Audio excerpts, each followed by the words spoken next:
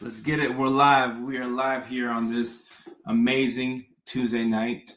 Welcome back to the Late Night Show with your boy, Dr. Kojo. We're checking in live tonight, and we're talking about AuDHD and 3 reasons why you're inconsistent. So that's what we're talking about tonight. That's what our topic is. Go ahead and use the comment section to let me know where you're checking in from so I can see who's here.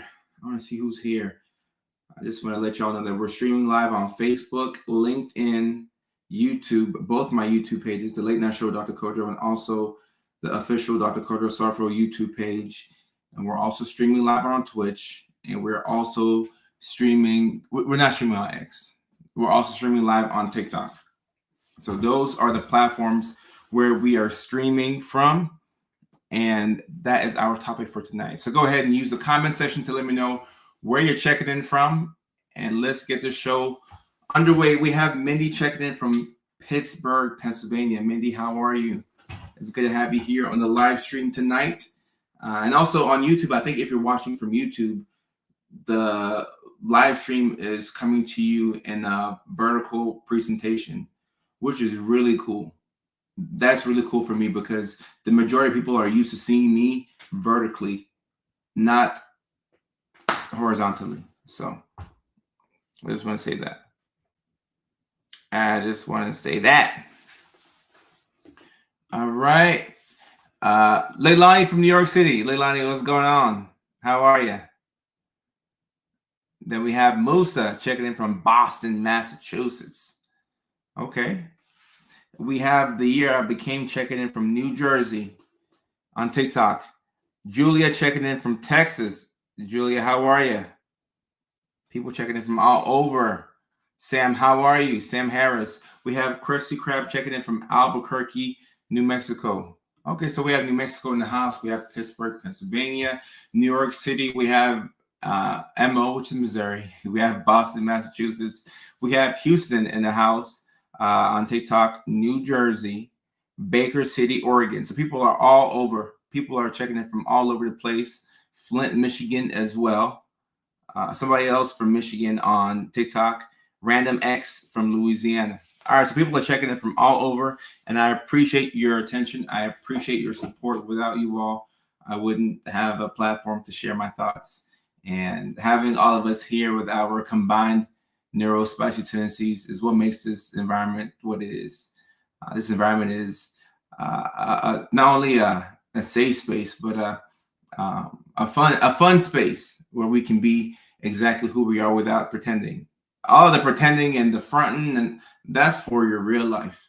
But over here, we're supposed to be who we want to be. Milwaukee, Wisconsin in the house. Edmonton, Alberta in the house. Slovenia in the house. Okay. I think that's where Luka Doncic is from.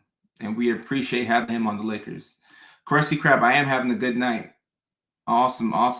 Maine in the house. Okay, Maine. We don't get a lot of folks from Maine. Utah. People checking in from all over. And Lucas from Slovenia. Awesome. Some more people filing in. Oregon. Canada. Come through across the Detroit River. New Mexico. Oklahoma. Mexico. Mississippi. We got Jacksonville, Florida on TikTok. North Idaho, Kita. Newport Beach, California. Louisiana. Georgia. Okay, people checking in from all over for us to talk about AuDHD. We're talking about AuDHD, which is autism and ADHD combined at the same time, because you can have both. People don't know that you can have both. You can have both. And a lot of people have both. And a lot of people are just diagnosed with one or the other.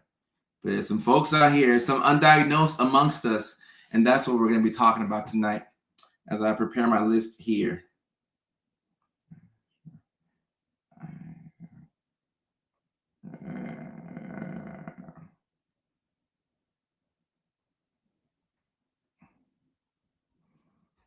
All right.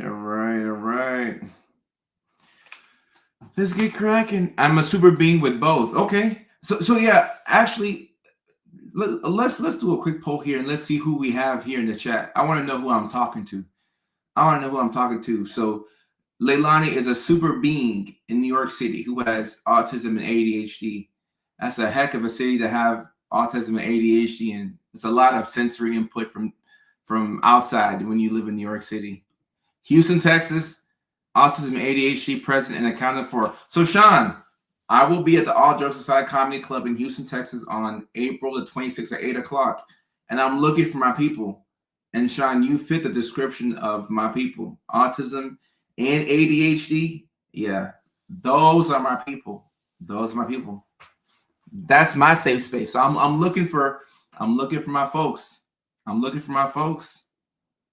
Muna, I'm weak. Busy on TikTok, autism and ADHD. Okay. Autism, ADHD. Being diagnosed ADHD, but I bet I have both. Elliot, I'm in that same category with you. Dallas Fort Worth in the house. Sean, hey, love of the show to Sean. Yay. Love of the show to Sean. Sean said he's planning on bringing a crew to the show in Houston on April the 26th. And if you didn't see the video that I posted today on TikTok, I posted a video where I said that if you have friends who have ADHD and or autism, and you have a lot of friends who have ADHD and autism, there's a good chance that you also have ADHD and or autism, because neurodivergent people roll in packs. So if you have friends who are neurospicy, guess what? There's a good chance that you are also neurospicy. So if Sean has autism and ADHD, I bet you that Sean's friends have a little neurospicy tendencies within themselves as well. So those are my people. Those are my people. Sean, I'm looking forward to seeing y'all in Houston, Texas on the 26th of April. Cat in the hat. Okay, Maggie, autism and ADHD and bipolar. Which, Maggie, welcome to the chat. People don't know that you can have all three. People say it's autism, ADHD, or bipolar. You can have all three. You can have all three. You can have all three. You can have all three. Tampa in the house. Becca diagnosed ADHD. I'm sure I have both. Brina says my son had autism and ADHD. He had, as in past tense. What does he have now? He had. What do you mean he had autism and ADHD? Check your local fire department or EMS. I agree with this. Certain jobs lend themselves to neurodivergence. Fire department, EMS, hospital employees, if you work in the ER or if you work in the ICU, people who work at the psych hospital, like I'm talking to people like me, people that can handle chaotic environments. That's me. A fight breaks out at the psych hospital. I can handle it. I can de-escalate everybody in there without medications. I don't need Haldol and Benadryl and Ativan to de-escalate a situation at the psych hospital. I can talk people off a ledge. I can talk people down, because chaotic situations is where I excel. But the small things like cleaning my house or doing the laundry, washing the dishes. I remember there's been times that I've thrown away spoons because I didn't want to wash them. Think about how ridiculous that is. Throwing away a spoon because you didn't want to get your hand wet. Throwing away a good spoon because I thought it was easier to discard it than to run my hands underneath the water. Why do we do that? Why do we do that? That's crazy. Why do we? So there's a couple of people who do that as well. You would throw away a spoon as opposed to washing it. Okay, good. Makeup by Farrah says yes. I thought it was just me. Danny once threw away a whole Christmas tree on TikTok.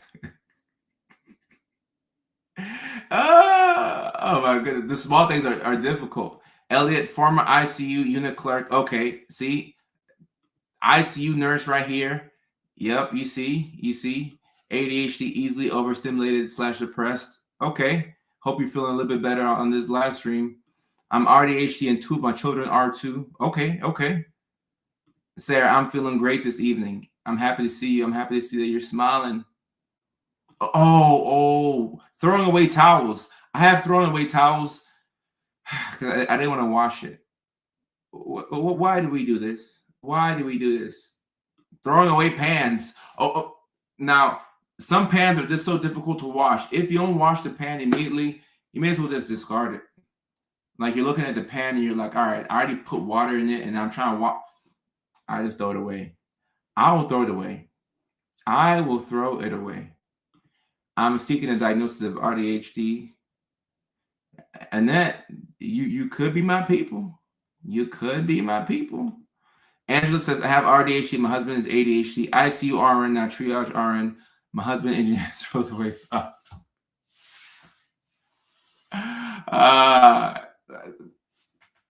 Look, you can buy more socks. I know it could be a waste of money, but you could just buy more socks. You can just buy more socks. And one thing I'll do is, I don't know if y'all have ever done this. I'll take food with me on the go, and I'll leave the food in the car, right? Or like you finish eating, so the bowl is in the car. Like you ate cereal, and I got a bowl, right? And I got the spoon there. So the bowl and the spoon, like I'm done eating the cereal or rice or whatever. And instead of taking it back home, I'm like, all right, I'm already here at the gas station pumping gas. I may as well just discard it, and I'll just buy some more silverware. I'll just buy some more silverware, but now I forget to buy silverware. So I go home and I don't have what I need. So now I'm trying to eat cereal, but I don't have enough spoons. This is why I buy disposable, plastic silverware, because I don't like doing dishes. So I'll have, cups and plates and spoons and knives and forks, but I'll still give me disposable, plastic silverware, because I just don't want to have to deal with doing the dishes. Anything to avoid the dishes. Anything to avoid the dishes. Anything to avoid dishes. Jeannie, you say present in the moment when you're engaged. So right now I'm on this live stream. Everybody who's watching this live stream, the 62 folks watching on TikTok, the 108 people watching on the other platforms, I'm pretty sure we're in the moment right now because we chose to click this live stream, so we're engaged. We're in the moment. So we're in the moment. We're quite engaged here. But when you're doing something that you don't like doing, it's harder to pay attention. So being present is sometimes a prerequisite to success. So if we can change our state and how we feel, we can make it easier for ourselves to get things done and to be in the present moment. I thought I was the only one. I thought that was just us and felt super lazy and guilty about plastic cutlery. No, look, there's no shame in using plastic cutlery because we don't want to do the dishes. Like we can start a whole support group for people who don't want to do the dishes. I don't want to do the dishes. I hate doing the dishes. I'm afraid of doing the dishes. I don't want to do the dishes. Put the pound in the trash can. Gucci do the dishes. I don't like the dishes. I love laundry. Oh, okay. I said no neurodivergent ever. I love laundry and filling the dishwasher, but struggle with. Okay. We can make way for people who like the laundry. Okay. Does that mean you like doing, like, you like folding the clothes as well? Because that's the hardest part. That's the hardest part. Is the label on your, who's your roommate? Is the label on your screen actually your wallpaper? The label on this screen, wallpaper. I'm not exactly sure what you mean, but the label on the screen is coming from the StreamYard setup that I have. I like smelling the laundry. I do. I like smelling it, and I like holding it in my hands, but I don't like putting it away. I don't like folding the clothes. Oh, that right there. Oh yeah, it's a light on the wall. It is a light on the wall. It's a light on the wall. Love your content. Felt myself resonating with a lot of it. Well, you could be neurodivergent. You could be neurodivergent. And I'm seeing on TikTok, somebody says, let me see, got a whole basket of clean laundry. At least it's clean. My question is, but do you like folding clothes? No, I don't. Stephanie says, undiagnosed AuDHD, my rabbit hole for the past few months at 42. Appreciate your content so much. Stephanie, my pleasure. My pleasure. And when you understand yourself, you'll stop hating yourself. Not to say that you hate yourself, but you'll be easier on yourself, and you realize that you are somebody that does better in certain conditions. So we're just gonna create an environment where we can succeed. Don't be scared. All right, and I have 3 reasons as to why you could be inconsistent tonight when we're talking about autism and ADHD. I have 3 reasons why you're inconsistent. And it's important to understand this, because if you don't understand this, you might tell yourself that you are somebody who is not capable of being consistent. If anything, you are consistent because you're consistently inconsistent. So if you're consistently inconsistent, then you're being consistent at being inconsistent. So you are consistent. You're just not consistent in the way that you would want to be consistent. I hope I'm not confusing y'all, because I feel like I'm talking in circles here. Does that make sense? You're consistently inconsistent. So that means that you're consistent. You're just not consistent in the way that you think you should be consistent, right? So you will have some sort of a pattern that you follow. It's just that you don't do things the way that you think you should do things. And it is confusing, but some people are saying it makes perfect sense. All right, okay, gotcha. It's confusing to some, but it makes perfect sense to others. So right here, Susan says, I feel like I'm consistently a disaster area. So this is what I'm talking about. You consistently feel as if you're not getting things done, but you are getting things done, just not all the time. Sometimes you do get things done, but not all the time. So you're consistently inconsistent. So I think people get it. And it is a tongue twister.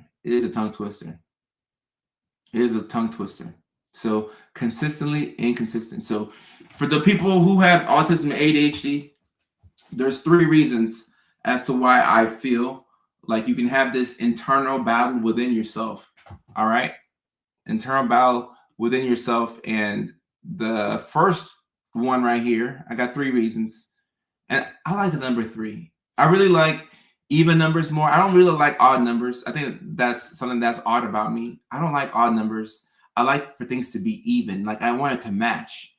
I'm the type of person that growing up, I would, if I'm walking, let's say on a sidewalk, I would want to have the same amount of steps in each block. I like even things. I used to hate players who had odd numbers. Of course, Michael Jordan is 23, but I liked a 22, or a 44, or an 18, or a 6, but I didn't like odd numbers. I'm happy to see that people are agreeing with me. Like, I like even numbers. I want things to be even. I want somewhat of a symmetrical alignment with my things. If it's odd, I'm like, I don't like that. Jennifer did that too with the sidewalk and counting. Yeah, I always wanted to have the same amount of steps in each block. And I figured that it's weird to do that, but that's just me. I like to have some type of symmetry. It's just a weird thing that I do in my head, but I like having symmetry. Somebody likes odd numbers. Okay, especially 3. 3 is one of the odd numbers that I'm okay with. It's one of the odd numbers I'm okay with, but I really wanted, even numbers. Had to get right. So you want that symmetry. You just don't want like a tat on one side, because it's like, all right, it feels like a little bit like out of place. But if you have tats on both sides, it's like, okay, we're kind of matching. That's funny. We're kind of matching. 3 reasons as to why somebody with autism and ADHD could feel as if they're inconsistent. All right. You have, let me type it. You have competing needs. All right. So number 1, you have competing needs. All right. You got a side of you that wants structure, then you have another side of you that wants novelty, and you want to roam and do whatever you want. So this is probably the key struggle with autism and ADHD, which makes this condition more unique than just having ADHD by itself or just having autism by itself. All right.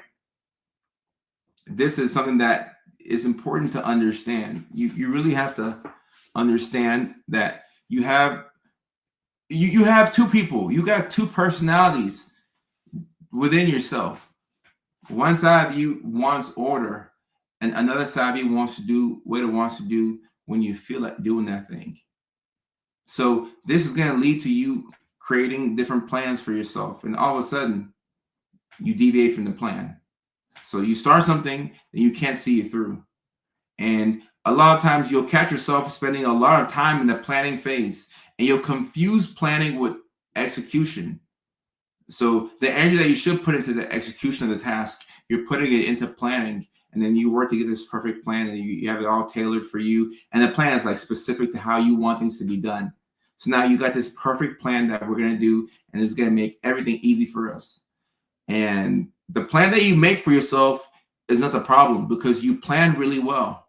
So this is the autism side helping you out. You're a really good planner, and that's amazing. So the issue comes with the execution, and that's the ADHD side of you. The ADHD side of you is that dog within you that's like, all right, I don't want to do this.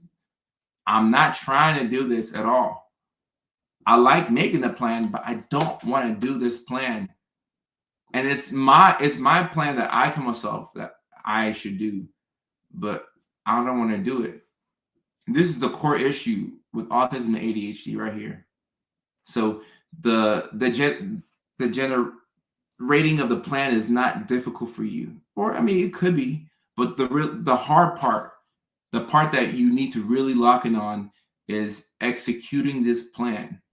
So in order to make a plan that you actually follow through on, you have to not forget that you have ADHD as well. Okay? So you got the autism, but you also have ADHD. You don't want to forget that. Don't forget that you still have ADHD. That ADHD is the dog within you that wants to do what it wants to do because of how you feel. So if how you feel determines whether you get the thing done or not, you want to put yourself in a state where you feel good. So this is why, I mean, I just came back from the gym. So, you know, I've lifted some weights. I feel good. But this is why I really want to go work out in the morning. I like morning workouts because when I work out in the morning, whatever I do next is so much easier because I feel good. So those of us who have ADHD within us, whether you only have ADHD, which I don't really see people who only have ADHD. If you have ADHD, more than likely you got some anxiety, you got some depression. There's something else going on. It's never just ADHD. ADHD never shows up to the party by itself. Like, oh, I'm ADHD. It's just me. ADHD is not a solo dog. It's a dog that has a lot of friends. Depression, anxiety, a mood disorder of some component. ADHD comes to the party with its friends, with its cousins. A cousin to ADHD is bipolar disorder. A sibling to ADHD is autism. A second cousin to ADHD are the personality disorders from all the childhood trauma that you have. So when you have ADHD, it comes to the party with other things. So there's not many people who only have ADHD. I haven't seen that with my friends. I haven't seen it with my patients. There's always something else.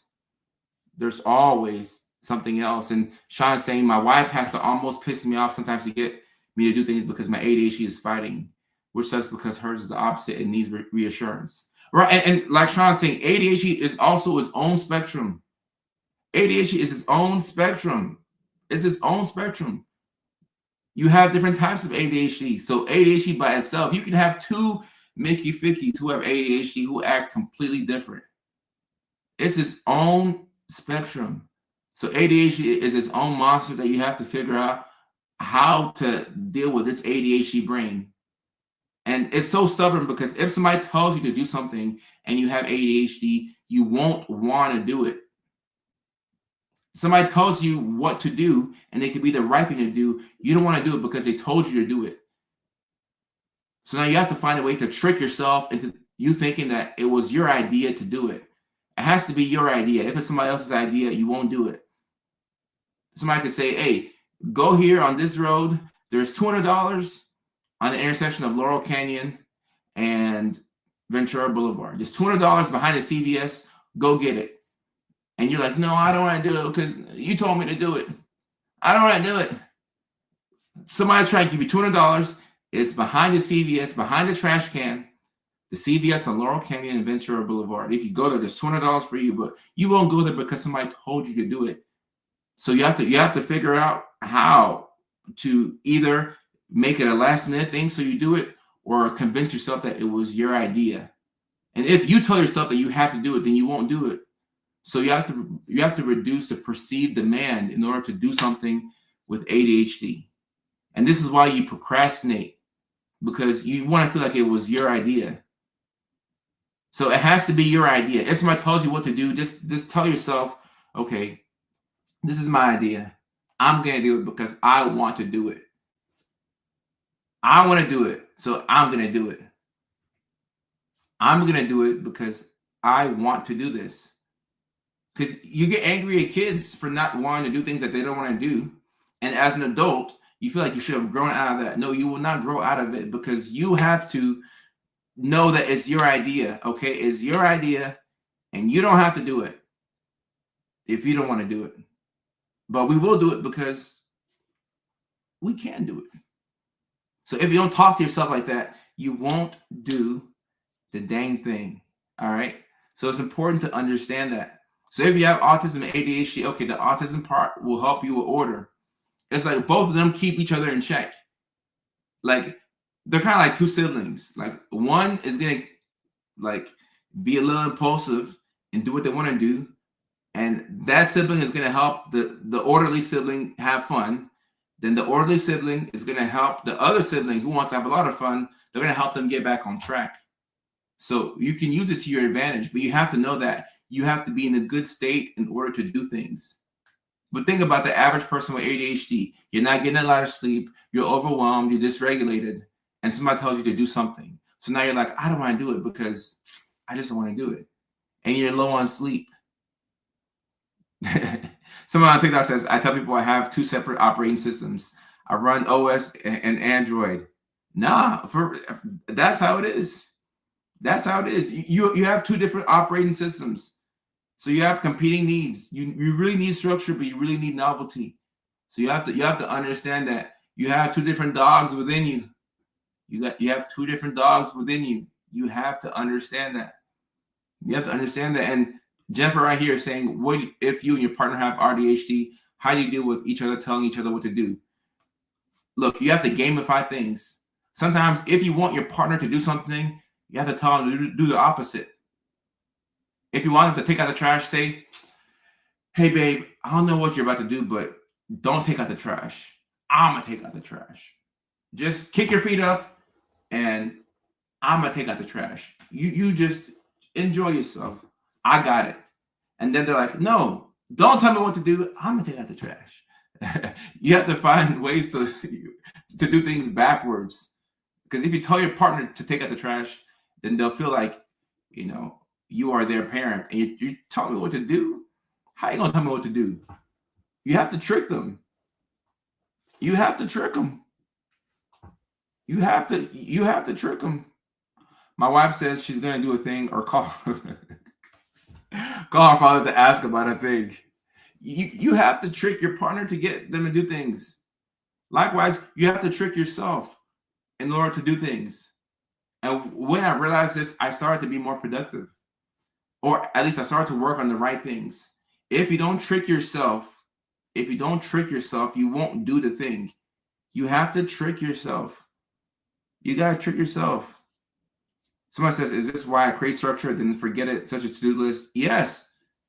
And sometimes what I'll do is I'll create a very aesthetically pleasing to-do list. I'll put it, into 4 sections. I'll have like, okay, this is what I'm doing for the entertainment company. This is what I'm doing for psychiatry. This is what I'm doing to promote this video. This is what I'm doing right here. I write out the most aesthetically pleasing to-do list. And then when it comes time to doing it, I don't do it. But then the next day, I write that as well. but I still don't do it. But I get things done when I make it fun for myself.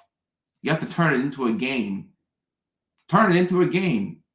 Give yourself a little reward at the end. I do the hardest task needs to be done somewhere in the middle to early part of the day. But you have to find ways to generate momentum within yourself. What's up, Leilani? How are you? One of our moderators is joining the chat. I'm telling you, 20 journals filled with to-do list. Right. The issue is not creating a list. You are really good at creating a list. The issue is with the execution of the list.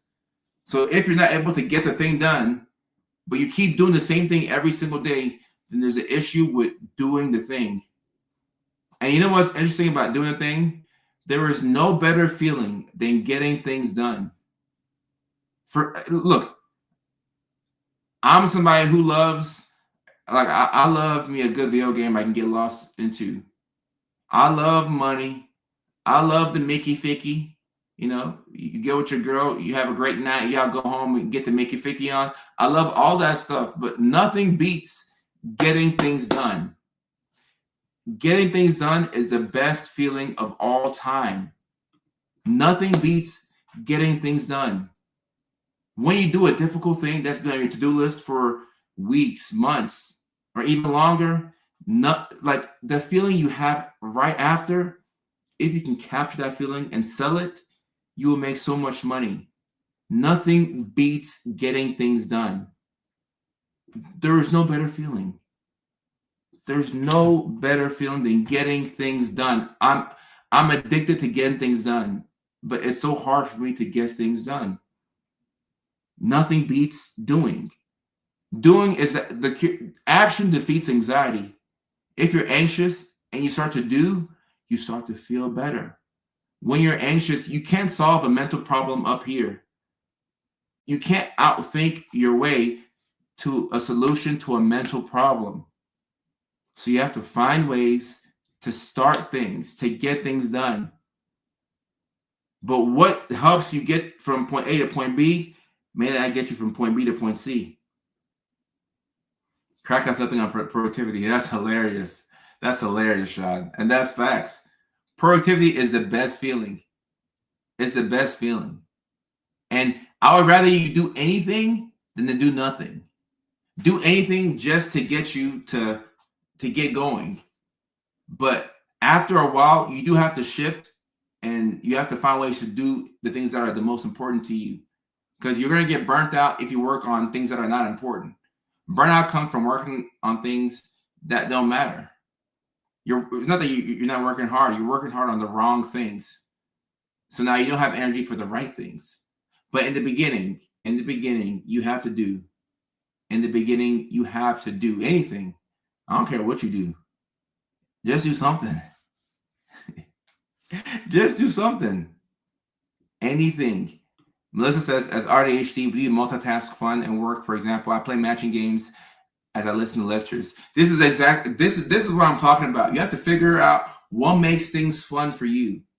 So I'll have these modes where I'm like, all right, I'm about to lock in, I'm about to focus, and I'm gonna like turn off all the music. I'm gonna turn off Sports Center, and I'm gonna get things done. And when I tried to do that, I was miserable, and I didn't get anything done. So what did I do? I reverted back to what works for me. I got through school and I got 3 degrees and a doctorate by studying in the presence of noise. I need a lot of noise. It has to be my noise, but I need noise. So what works for other people, it don't work for me. I need it to be somewhat, not too noisy, but I need to hear the Sports Center commentary in the background while I do my work. I need to hear just a little bit of something that I can listen to, but I'm not paying too much attention to it. Or music, I have to do something. If I don't do something or have something in the background, I can't focus. So something needs to be on in the background to help me focus and even to help me read sometimes. And it doesn't make any sense, but I need some type of stimuli.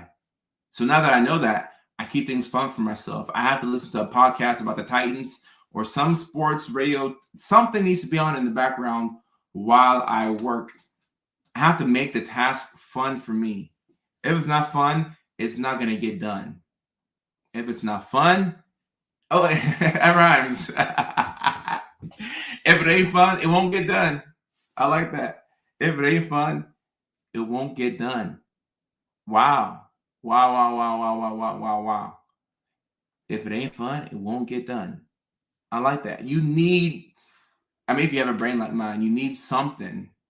You need something to get you to do things. If you don't start the thing, guess what? You'll never complete it.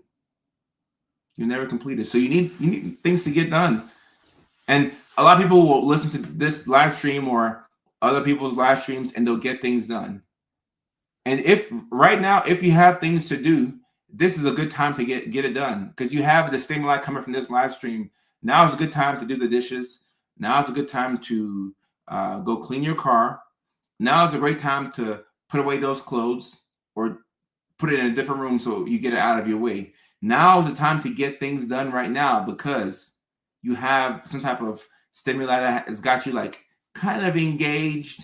You see, like with this live stream, you don't have to pay attention to everything. You can check in and check out. But when you're in class, you have to pay attention to everything. That's why school doesn't work for us as neurodiverse. It don't work for us. A lot of our report cards said things like bright student, but it's a class clown, won't pay attention. The issue was not us. It was his school. The system that we were in was not conducive to helping us with the initiation of task. That's why we don't want to do our homework.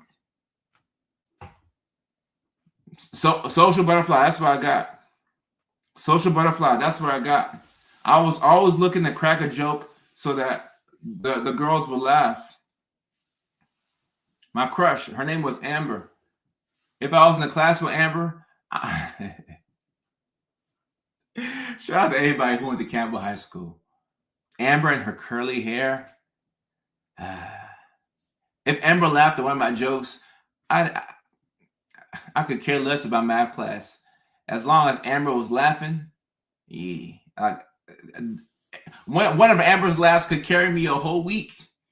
In fact, I can hear Amber laughing right now, and it's carrying me right now. Man, I need that laugh. All right, and the second one right here depends on our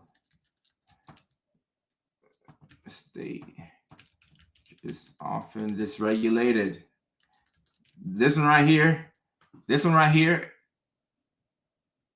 I feel this. Shout out to Amber. I think she's married now. And, I see her on Instagram. She's doing well. But shout out to Amber. Second reason why you're inconsistent is somebody with ADHD and autism. Our executive function depends on our state, which is often dysregulated.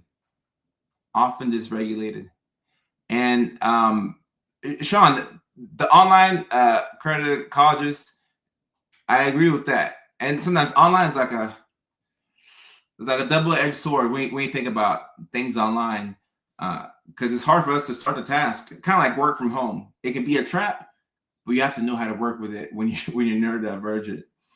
But yeah, your executive function depends on your state, which is often dysregulated.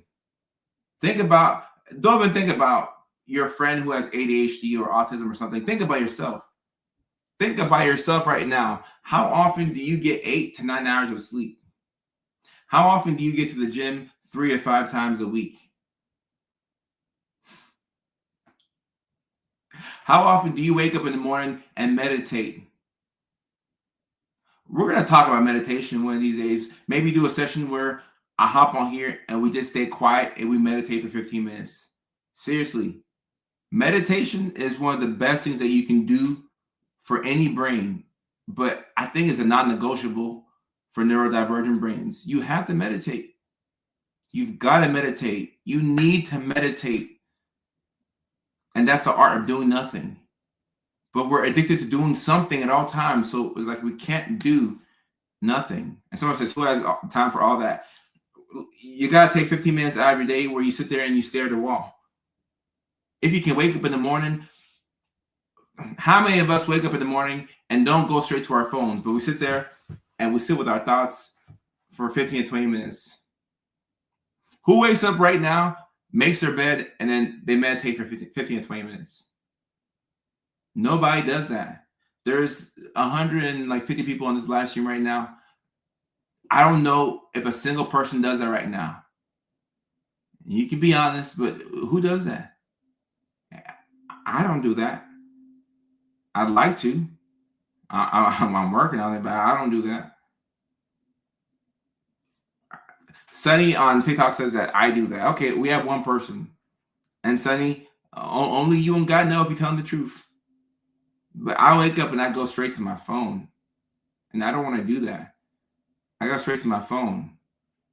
Guided meditation in the shower. Ooh, okay. Sounds good too. My quiet time meditation is in the car. And Janelle, so here's the thing with meditating in the car. You can do it. You can do it, but you have to pay attention while you're driving.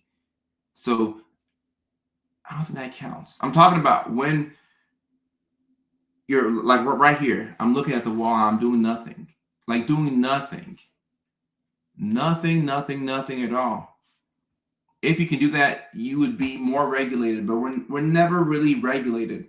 So we're doing things that we don't enjoy doing. We're doing things that we feel like we have to do. We're all over the place. And because we're dysregulated, it makes it hard for us to get things done. So if you have autism and ADHD, you have a lot of inner neurodivergent turmoil. So you absolutely need to be in a state where you're calm before you make certain decisions. Think about it. All of the big decisions you have coming up in your life right now, if you would get 8 hours of sleep and meditate and go to the gym and do your best to eat healthy before you make these decisions, as you make these decisions, you would make better decisions. Guess what? You would save more money. You have more time with loved ones. Things would be better for you. But guess what? It's really hard to do nothing. It's hard to do nothing. So because our nervous system is a wreck, our executive functioning is going to be low. And that is one reason why you are more than likely inconsistent. Shout out to Winter Raven for the super chat. I appreciate you. Thank you. Oh, you're usually parked. Okay, all right. If you're in the car and you're parked, all right. Then you can meditate. But still, I will push back on that because in the car, if you're parked somewhere, you still have to exercise spatial awareness. I mean, like you could be in a safe area, but if you're in a car, you gotta look out. Somebody could be behind you. Somebody could be trying to run up on you. You're not in a safe space. But when you're at home, in your room, it's a safer space to meditate. It's just a little safer. That's all. Just a little safer. Can dancing be a form of? So dancing can be a form. No. I mean, dancing can be something that helps bring you back to the present moment, Melissa. So dancing is good, but it's not meditation. Meditation is so difficult. Medication is so easy. I said medication. Meditation is so easy that it's difficult. It's so easy that it's hard. Because all you have to do is nothing. But our brains want to do complex things. We do better in emergencies, just like Jane said. We do better in emergencies. We do better in chaotic environments. So we're looking for something to do. We need something to do. So that's why doing nothing is very difficult. The art of doing nothing is meditation. Can you do nothing? Can you just sit there and do nothing? You got to pay us to do nothing because we always want to do something. We always want to do something. And the third thing that can lead to us being inconsistent, let me write it here.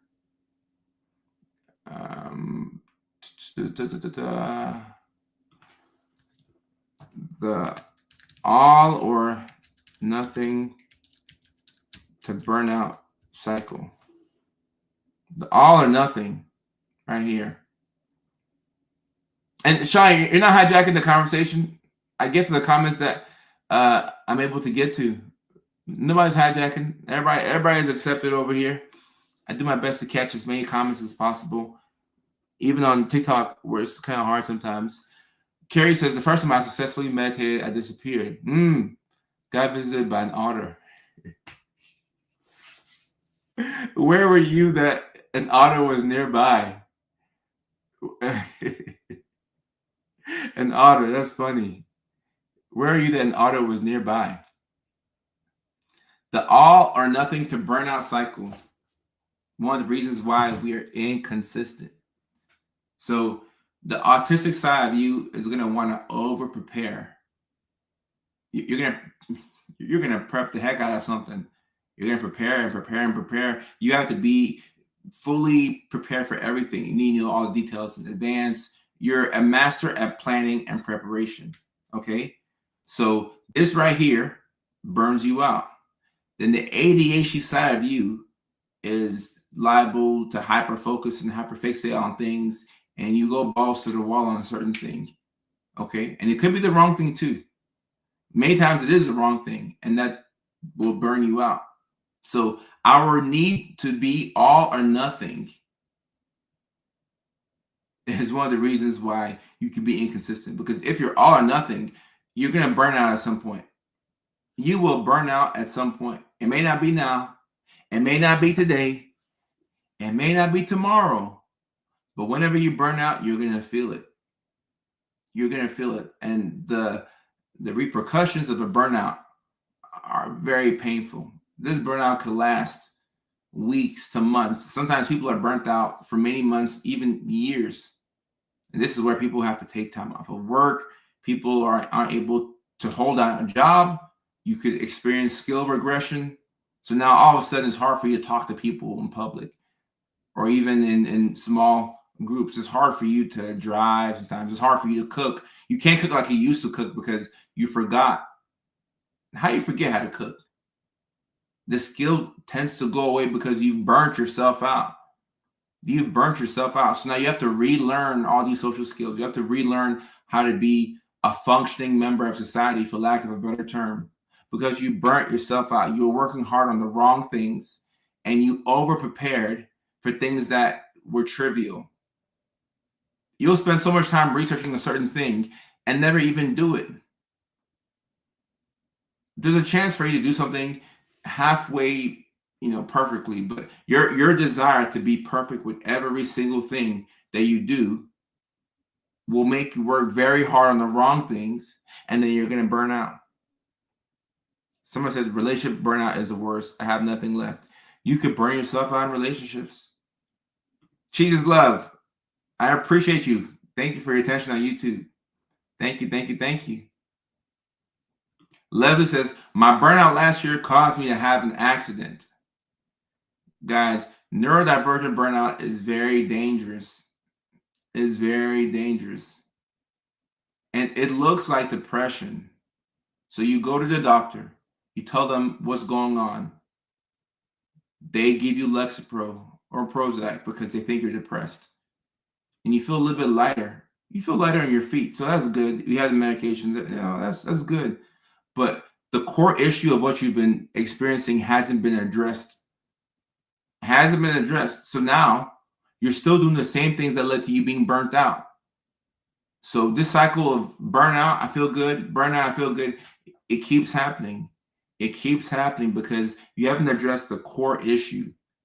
The core issue is that something is out of alignment with you as a person. Something is not right. The system that you're in is not set up for you to win. You cannot beat a system that is not set up for you to win. You can't win. You're playing a game where you can't win. This is why gambling has become such a big addiction. You can't win when it comes to sports gambling. You get a couple of victories here and there, and a couple of parlays will hit. But if you look at how much money you put in versus what you get out, you can't really win. So if you're playing a game where there's no chance that you can win, how much hope you think you'll have?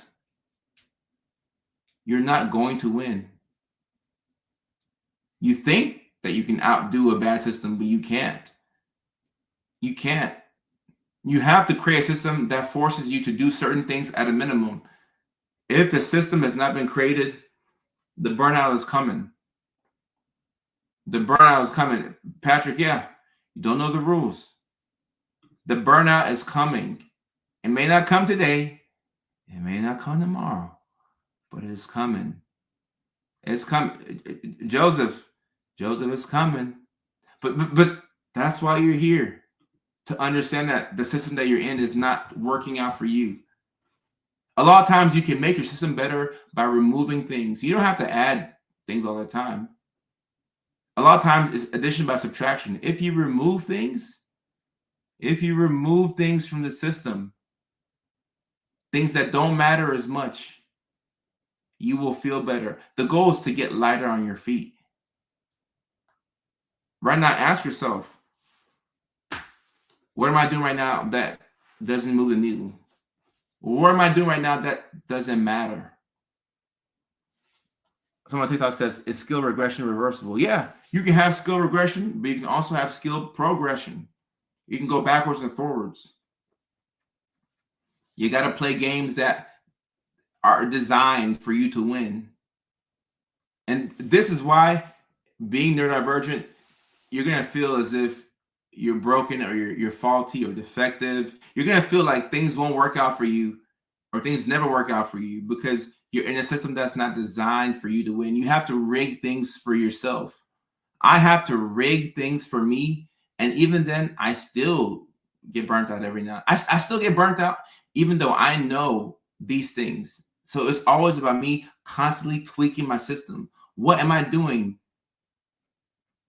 that's not useful? What am I not doing that I should be doing that would make me feel better? Maybe I need to have a bit more fun. If you go too long without fun, you'll self-sabotage in an attempt to get dopamine. And that self-sabotage could be substances. It could be another person. It could be cheating. It could be thrill-seeking activities that have a painful consequence.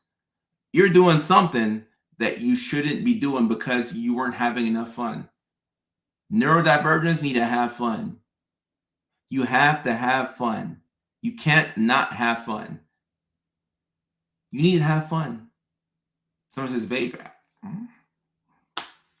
The things that you do in an attempt to get dopamine because you were depriving yourself of fun, that's what takes you out the game. Or overeating. That's what takes you out of the game. We have a super chat here, so let me read this question. I've got autism, level 1, high functioning. You touched on it before, but would you say gardening is helpful for autism and or generalized anxiety? Oh, what a question right here. What a question. I've got level 1 autism, very high functioning. You touched on it before, but would you say gardening is helpful for autism and or generalized anxiety? So here's the thing with substances and autism, specifically gardening. All right. So the cannabis is going to help you in the sense that it's going to bring you to the present. It does a couple of things. It brings you to the present. It makes your sensory experiences richer. Okay. So this is why when, you're sky high, you're riding high, you've chain smoked 3 or 4 blunts back to back to back. Now you're flying high. You're high as a kite. All right. This is why music sounds so much better. You can hear all the instrumentation and like you're hearing all the beats, and then all of a sudden you start to rap. And now when you're rapping, you're flowing better than you've ever flowed before. What you're watching on TV becomes so much more enjoyable. We're sensory people. All of us are sensory people. But neurodivergents, we're more in tune with our senses. We're much more sensitive with our senses. If things are a little bit too loud or too bright or is this off, it's gonna throw you off. But now, because of the gardening and the cannabis, you're flying high, music sounds better. The lights that used to be too bright are they're shining on you just right. Okay, so when you're having fun and when you're present in the moment, you're not anxious. Okay, it's impossible to be anxious and present at the same time. You cannot be anxious and present at the same time. So that is the advantage of the cannabis for those of us who are on the spectrum, ADHD, neurodivergent. The downside is that over time, there's two sides to this. Over time, you tell yourself that in order to have fun, you got to get high. We all know these people, sometimes it's us, can't eat without getting high first. Can't go out to a party and talk to people without getting high first. Can't sometimes work or clean the house without getting high first. You begin to depend on it. The over-reliance on it starts relatively early. You depend on it. And then this is not even talking about the, we're not talking about the brain fog and all of the issues that can happen with long-term use. And if you start this at a very young age, you impair your long-term IQ. Your IQ goes down and you increase the risk of psychosis. All right. When your brain is still forming and you become overly reliant on the plant, you increase the risk of psychosis. You got to be very careful. So, cannabis is an excellent short-term anxiety aid for those of us who are neurodivergent. When it comes to short-term things that you can do to help yourself out, I can't think of too many things that are better than the plant. However, long-term, the consequences can really hold you back. They can really hold you back. And what you can get from the plant, you can get the same thing from meditation. It's just harder. Meditation takes 20 minutes and you have to do nothing, which is very difficult for us. The plant, within 5 minutes, you're flying high. Heather's out. I thought you thought real gardening. No, that's a term that we say on TikTok to get around like different things. We just call it gardening. So understand that for short-term anxiety help, I can't think of anything that's better. But I mean, like benzos, yeah, sure. But for long-term, it can lead to a lot of issues. But then again, there are some people who have a long-term relationship with the plant, and they say that they're able to find ways to use it to where it helps them sleep, and like they can get things done, and it's not too negative for them. So for that, I have to respect it. I have to respect that. You got to respect that some people are able to, find ways to not let it over, take their lives. But a lot of people, whether they know or not, have entered a negative cycle with it to where you become overly reliant on it. And now it's hard to do anything with it. It's hard to do anything. Without it. That's what I meant to say. Anything without it. So let's understand that it's always helpful to take a step back and reevaluate your relationship with the plant. Because if you can't take a step back from it, it could be a problem. And the last thing I'll say about this is for those who are 26, 27 and older, or if your brain has fully formed, right? If your prefrontal cortex is finally developed, those people, if they use cannabis every now and then, they don't suffer as much as people who started when they were 11, 12. Like that's when it really holds you back. The earlier you start. Someone says propranolol is great for me. Yeah, beta blockers can be very helpful. Beta blockers can be very, very helpful. I've prescribed beta blockers to many of my patients, and it's made a big difference. Liz, I appreciate you. Thank you, Liz. I appreciate you. Use a plant. Okay. And I understand that. Look, people always say that there's different strains with gardening. I know about that. And look, some people know more about the different strains than me. They're like, oh, you gotta have the OG blueberry kush or something like that.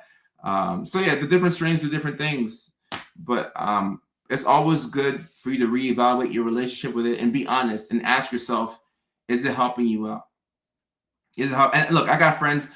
I have friends who are in the medical field, friends, nurses, doctors, who, they swear by the plant, and they tell their patients to not use it, but like they swear by it. So it's a personal decision for people. Do we do? Oh yeah, we do telehealth, but I've brought down my availability in terms of seeing patients as I'm preparing to go on the road for comedy. I don't want to overwhelm myself. Let me see. I went sober after a long time smoking. Best choice ever. All right, and Liz. Okay, Liz, let's go back and forth. Why would you say this was the best choice ever for you? And this is just for you.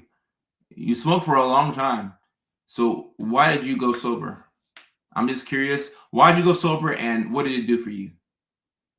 Because I had a 2.5, 3 year relationship with the plant, and I had to stop because I wasn't getting up on time. I wasn't doing the things that I needed to do, and I felt like my habits were starting to slip. So for me, that's why I had to take a step back, and also I become fully dependent on it. Sometimes when you when you smoke for so long, you forget how you used to have fun before you started smoking. I legitimately remember there were times where I would ask myself, I'm like, how was I having fun before I used to get high? Like what did I do for fun? Because that becomes your fun. It becomes the way you have fun. Like, how do we have fun anymore? What are we going to do? Kat says, I quit 10 days ago. I have an addictive nature. I'm struggling. Kat, this is one of the hardest things to quit. It's one of the hardest. And I know it's not a hard drug or anything like that. Like, I know, is alcohol more harmful? Yes, but it's hard to stop. It's hard to stop. It's hard to stop. Liz said, for me, I helped me find clarity on my focus, and I smoked so much I started becoming paranoid and insecure. I outgrew the habit. Liz, thank you for sharing. I appreciate that. A lot of people have that experience where it leads to paranoia, and you start to question yourself. You start to get into your head, and sometimes you do outgrow it. And it was helpful for you at a certain chapter in your life, and now it's just not. Now it doesn't help. The munchies and eating the whole kitchen up and putting on weight and having a hard time staying in shape because you get sky high and then you go on DoorDash and then you order a $42 burger and then the burger comes and you eat it, but then after the high wears off, you have all this guilt that you paid almost $50 for a burger without fries on DoorDash. Oh, wow. Started at 14, stopped at 33. Wow. Well, congratulations to you. Congrats. It's very hard to stop. Congratulations. I know, but we can train our brains to become stronger and better. Obviously, it's better if we didn't start at such a young age while our brain was forming, but you can train your brain to get stronger and better. And you can do this by, slowing down the, deterioration of our brain cells. That's why it's easier to learn things when you're young because of neuroplasticity. It becomes easier to learn things. Josh says on TikTok, I was just diagnosed with AuDHD yesterday. I am 37. Welcome to the family, Josh. And Kat says, I had to quit because the intrusive thoughts were getting bad. Look, guys, sometimes it gets so bad that you have to stop. And it sucks because if that was your way of calming yourself down or having fun, and all of a sudden now the intrusive thoughts and the paranoia and the heart racing, it gets out of hand. Sometimes you have to medically retire.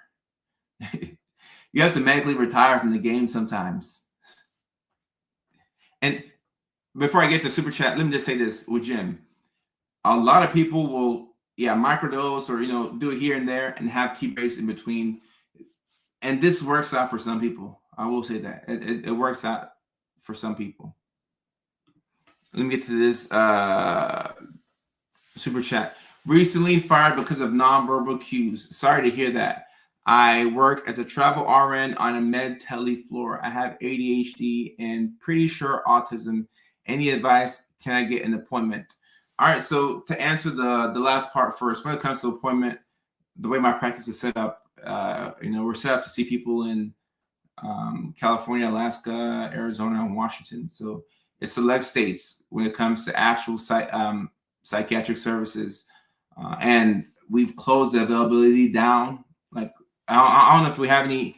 I have to ask my assistant, but I'm not even sure if we're accepting new patients as I'm preparing to go on the road and go across America. So I don't think we even have any availability there, to my knowledge. And then on the any advice part, recently fired because of nonverbal cues. I work as a travel RN on the med tele floor. So you have ADHD and pretty sure autism. You have to ask yourself if it means something to you to pursue the autism diagnosis. For a lot of people, they don't want a label.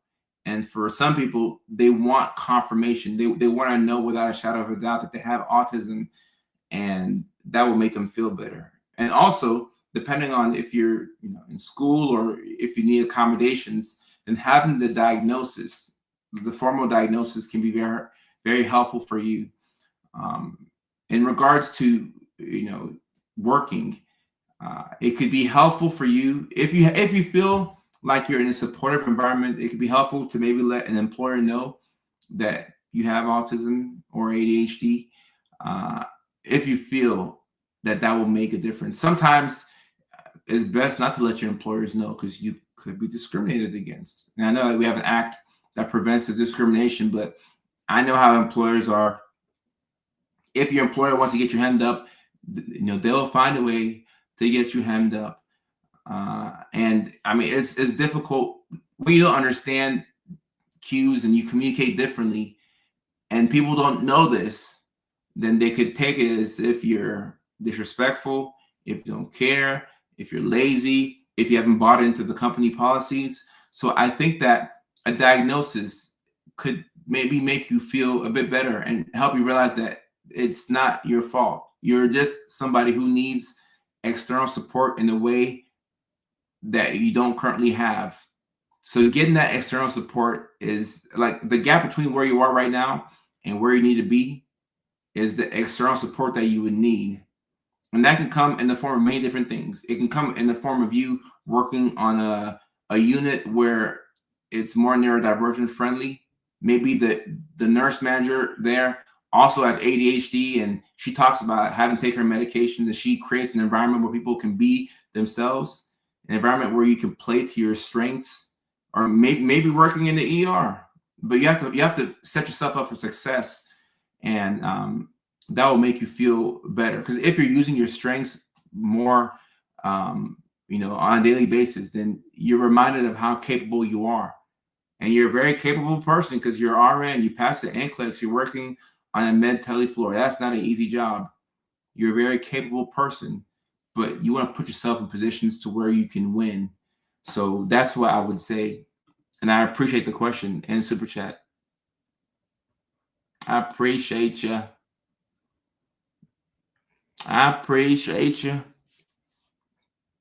Farrah, I appreciate you on TikTok, Farrah. And then someone says, my son really resonates with your AuDHD personality. He's only diagnosed with ADHD. We're seeing that a lot now where people are getting the ADHD diagnosis before the autism. We're seeing that a lot. And the funny thing about this is that autism can be diagnosed younger than ADHD. You can't diagnose a 2-year-old with ADHD. I mean, I guess somebody does that out there, but you shouldn't, because you just cannot diagnose ADHD at 2. You can't. You can diagnose autism at 2, but you can't diagnose ADHD at 2, or 18 months. So because autism can be diagnosed earlier than ADHD, it's ironic how a lot of folks are getting the ADHD diagnosis first. It doesn't ask. It come out every now and then. Because autism can be diagnosed earlier than ADHD. It's ironic that we're seeing the reverse. Jane says, I told my employer, if they treat me badly, I move on. You gotta know your worth, girl. I'm in hospice. You gotta know your worth, girl. You gotta know your worth, girl. Ohio has an at-will firing policy where they can fire for anything they want and don't have to have an excuse. Yeah, a lot of places are like that, which is why, look, it's a personal decision to let your employer know whether, like only you can, decide whether you want to let them know if you have ADHD/autism. Oh, she's in the living room sleeping. Shasti. And neurodivergence is affected by gut health. It is. This is why my folks on the spectrum, my ADHD folks, it's time for a water break. It's been time for a water break. You need to be mindful of what you eat. And exercise, sleep, and hydration are not optional for us. Like, we have to do those things. We have to do those things. And we are extraordinary. We have the magic word in the chat, so now it's time to get some water in. I've been talking for an hour without no water. Make you ficky. Big cheers, y'all.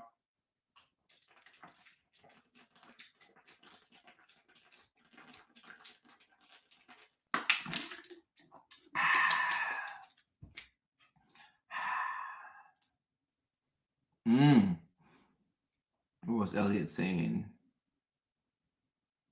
Oh, the process of getting diagnosed with autism. So the most linear path to take is you find somebody on Psychology Today. It's more psychologists and psychiatrists who do this, but you could go to a psychiatrist who does autism evaluations. I'll just say how I would do it if I were doing it. Somebody comes in, we do a psychiatric evaluation. The psychiatric evaluation is, you're looking for all mental health conditions. Most psych evals, they don't even screen for autism. So mine would be a full psychiatric evaluation, including a screening for autism.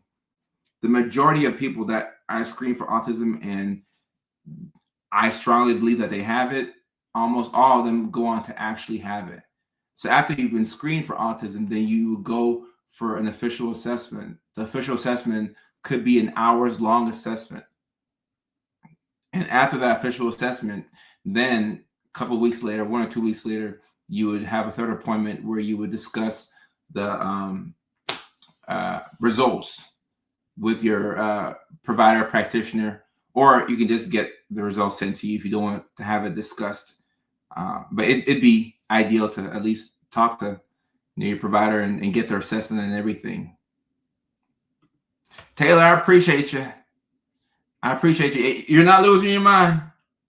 You just have to be in a system that works for you.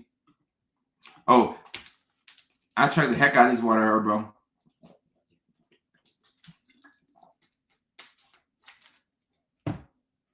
I gotta make sure I don't pee on myself tonight. My late younger brother and I used to line up his cars and stuff playing. I used to do that as a kid too. Stephanie, sorry for your loss. I'm assuming when you say late, they're not there anymore. So sorry for your loss, Stephanie. Jenna, right. If we didn't forget things like eating, drinking, and sleeping, those are key things right there. Christina says, what kind of systems work for us? So the system is going to be dependent on what you need. So I'm somebody who, like Lilani is saying, I didn't drink enough water today. I drank more than yesterday, but I don't drink a lot of water. So what helps me out is having water bottles already laid out the night before. So in my working space, so where I set up, and sometimes it'll be here, it'll be helpful to have all the water bottles set right here. So that way when I wake up in the morning and I start to work, the water is right there. If I have to go looking for the water, I won't drink any water. So I have to make it easy for myself. So the water should be right there. The water should be right there. what I'm going to do tomorrow. I need to figure out what I'm going to do tomorrow today. So you write it out. So that way, when you wake up tomorrow in the morning, there's no decision fatigue. You go straight into doing what you have to do. Because think about how much time you spend thinking about what you need to do. You can spend hours thinking on what you got to do. So if it's already laid out the night before, easy. You have to figure out what works for you. What works for you? What works for you?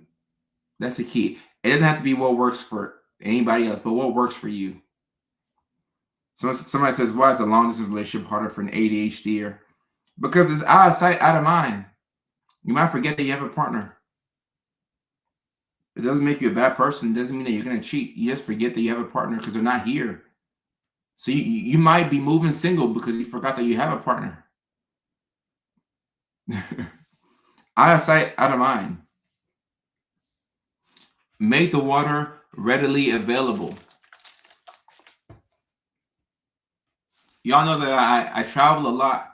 A lot of times when I travel and I have to set my camera up, it becomes hard for me to set the camera up, put it on the tripod and all that stuff. So sometimes I wouldn't go live, or I go live late because the setup takes so long. Things have to be readily available for you. Make it as easy as possible. Easy as possible. How can we make something that is like just awful fun? Can you give yourself a reward for doing the thing that you put off? I love playing NCAA. I love playing my PlayStation 5. I can get lost playing my game, and I think a lot of us neurodivergents, we don't mind spending time by ourselves, especially my autistic folk out here. We don't mind being all by ourselves. We can be with people, but we like our alone time. Our alone time feels so good. If you enjoy your alone time, you have to be careful with going through long stretches of time where you're just by yourself. I can play NCAA for hours on end, days on end. I can just do my thing and not need that much social interaction. So because I love it so much and it's easy to me, I have to pair it with something that's very difficult. It's hard for me to write. I'm a comedian as well, so I have to write. I'm a writer. I've written 2 books. Looking to work on the 3rd one. I got to write. But how can you write if you don't enjoy writing?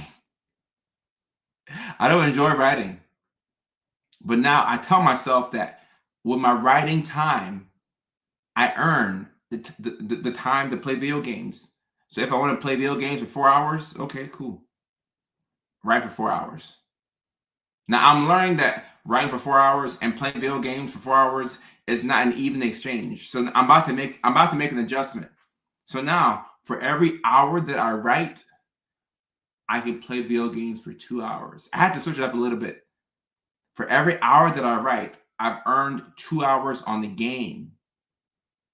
When you earn your dopamine, you feel much better. Leilani, I appreciate you. I'm gonna see you on the next stream. When you earn your dopamine, you feel much better. You feel a lot better, right? So you want to earn your dopamine.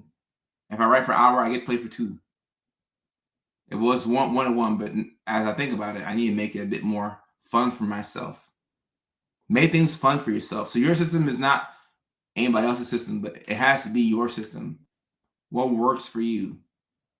What works for you?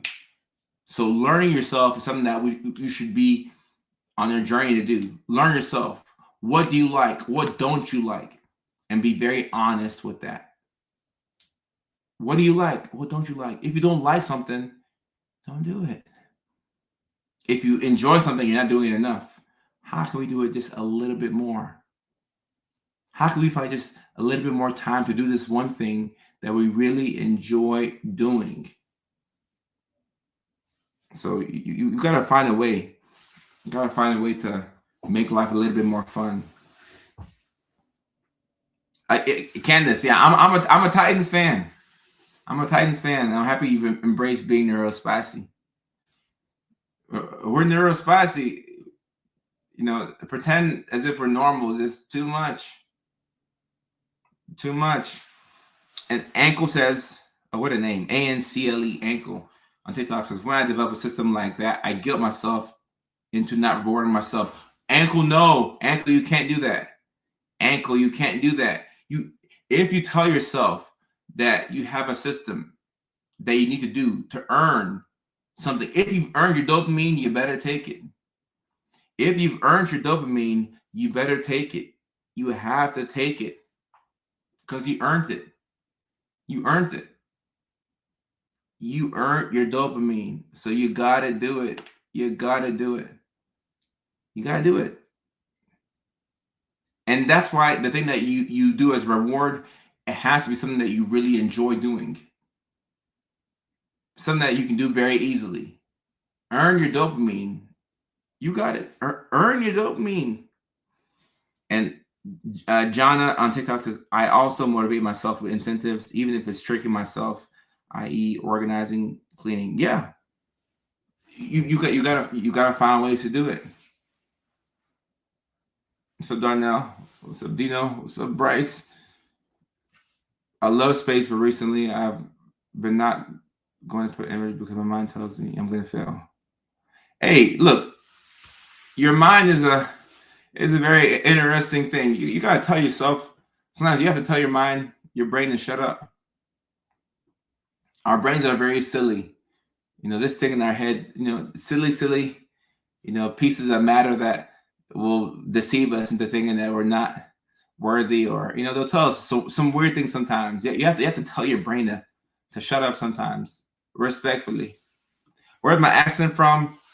I'm Mickey Ficky. It's from being all over the place, from being raised in the South, but also growing up in Norway for the first 5.5, 6 years of my life for the most part. So it's my accent, I guess, would be a combination of being in all those different places respectively. Norway, Nashville, Tennessee, Georgia.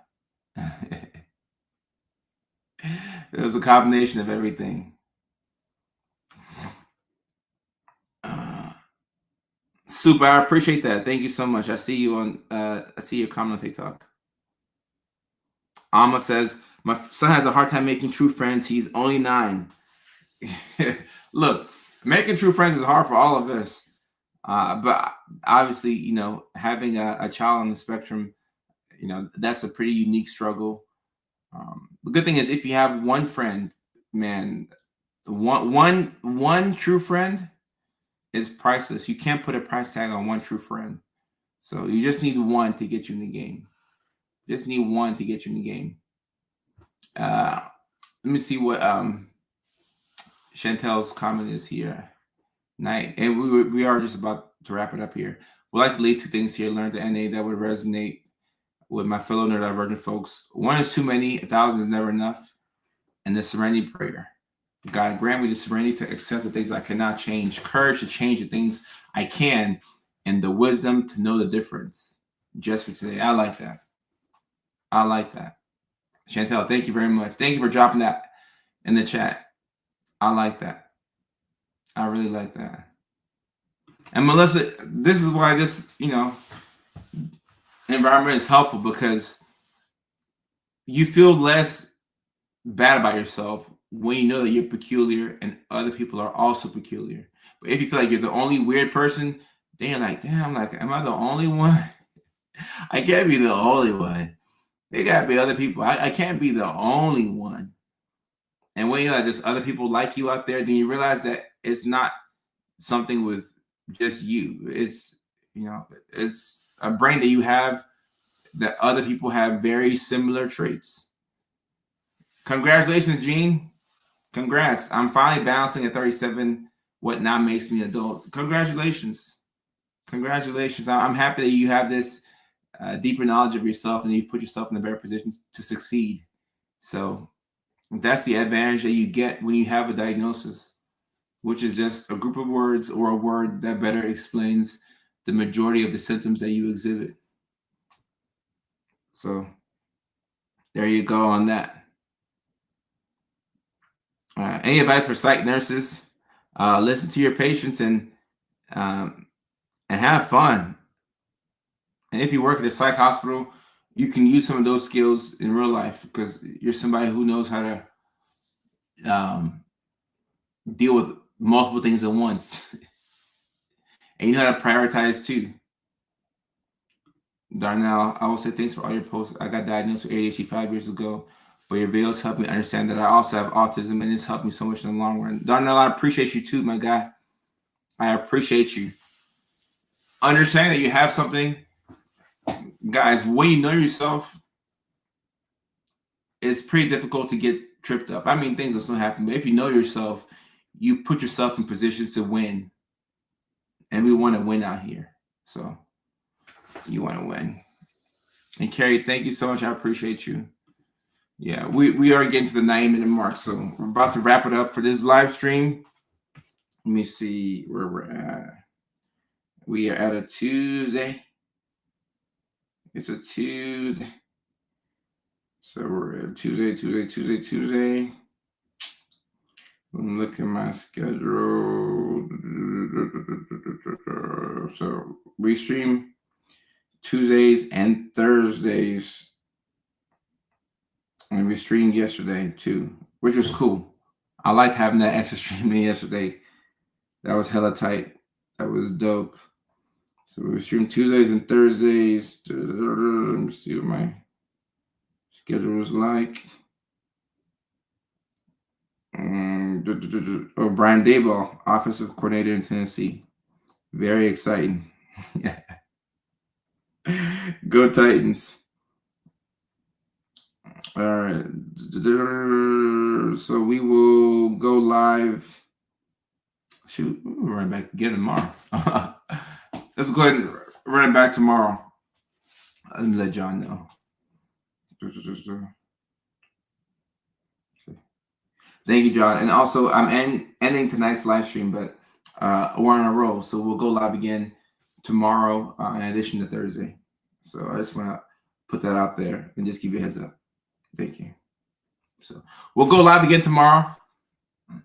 What time? We will go live 6 o'clock. 6 o'clock California time, West Coast time, 9 o'clock East Coast time. So 9 o'clock in New York City, 8 p.m. in Nashville, Tennessee, 7 o'clock in Phoenix, Arizona, 6 o'clock in Los Angeles, California, 5 o'clock in Anchorage, Alaska, 4 o'clock in Honolulu, Hawaii. And yeah, Herboom, Tuesdays and Thursdays. And I'm not near Brentwood, Tennessee, but I have a lot of family in Nashville, Brentwood, Antioch, Cool Springs, that whole area. And I would love to know more about the Hope Academy. And even though I don't live in Nashville, I'd love to know more about the autistic community in Tennessee, with Nashville being my home. So yeah, I gotta learn more. So I'm see y'all tomorrow at 9 o'clock Eastern time, 6 o'clock West Coast time. I'm not sure what time it is GMT, but it's 9 o'clock New York time. So until the next stream, take care. Buddy, good to see you. Y'all be easy.